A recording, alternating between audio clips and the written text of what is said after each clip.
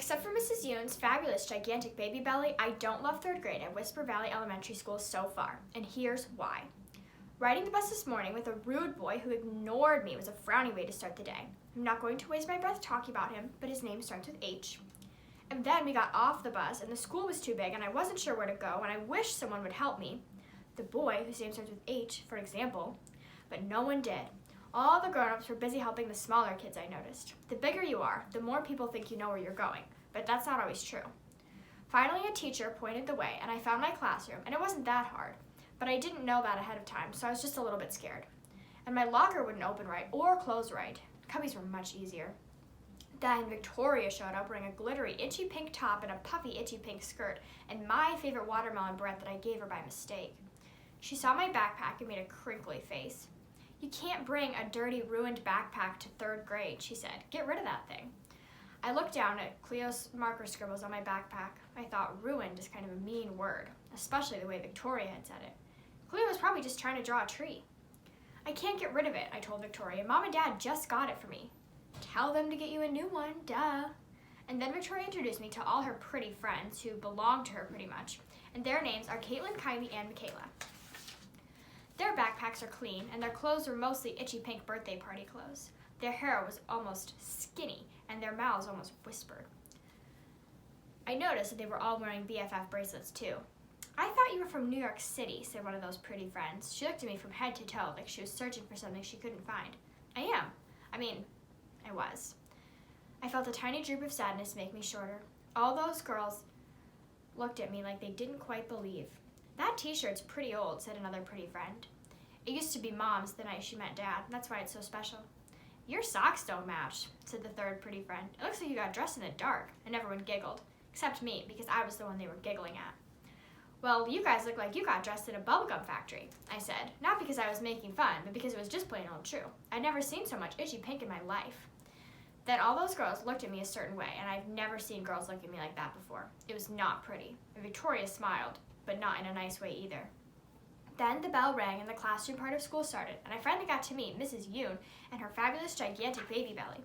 I had tons of questions about that belly, but I only got to ask a few since we were in a rush to get on to regular, typical stuff like writing and math.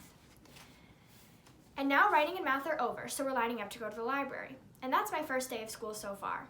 So far, so bad. Library is when we all have to be quiet, which is not one of my strengths. It is one of Victoria's strengths, I notice. She knows how to be quiet, even when she's talking. Everywhere we go, from the gym to the library to music, she and those pretty girls whispered to each other. I don't know how to whisper very well. My talking always comes out too loud. Whispering is for secrets, and I'm not good at keeping those either. Everywhere we go, Victoria keeps an eye on me.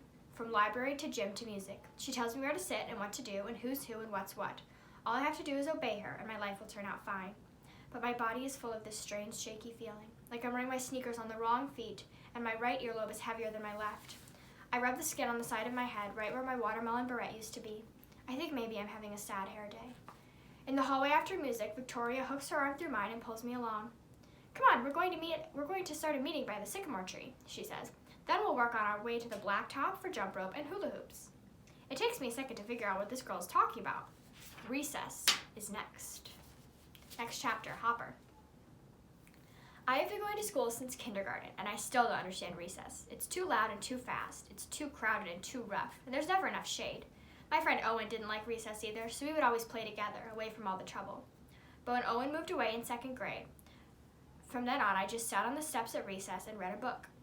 Some of the playground grown-ups tried to stop me at first. They tried to get me to play tag with the other kids, but I didn't want to. Trevor and Ty chased me around at home all the time. Who needs more of that at school?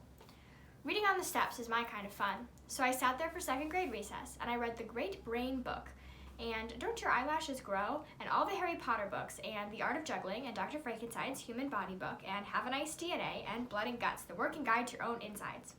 Grandpa Gooley was amazed at all my reading. "Hopper, you'll make an outstanding body doctor one day," he told me, "or possibly an Olympic swimmer." The reason he said that last part was because we were at the pool during this conversation, and I'd just beaten him in the 50-meter freestyle. This year, in third grade, I didn't know what was going to happen at recess. Hopefully nothing new. When I got outside, I see that recess is still loud, fast, crowded, and rough. I sit on the steps and pull out my book. I'm starting the school year off with 101 things you didn't know about the human heart. Without moving my head too much, I look around for Quinny. Not because she's my friend, but just to see where she is, so I know where not to look. I see her standing with Victoria and a bunch of Victoria-type girls by the tree. They're talking in each other's ears and covering their mouths with their hands, but Victoria isn't talking. She doesn't look happy, which is not my problem since we're not friends anymore. Then a strange thing happens. One of the new kids, a boy named Caleb who moved here from California and who doesn't know yet that I'm not friendly, runs past and tags me. "You're it," Caleb cries as he runs away. I stand up. Wait, I'm never it. I'm not even in the game. If this new kid knew me, he'd know that. But Caleb keeps running. Then I realize everyone's looking at me. Everyone's waiting. And suddenly, I am in the game, even though I don't want to be. I'm it. I put down my book and walk down the steps. Everyone turns out of my way because I'm it.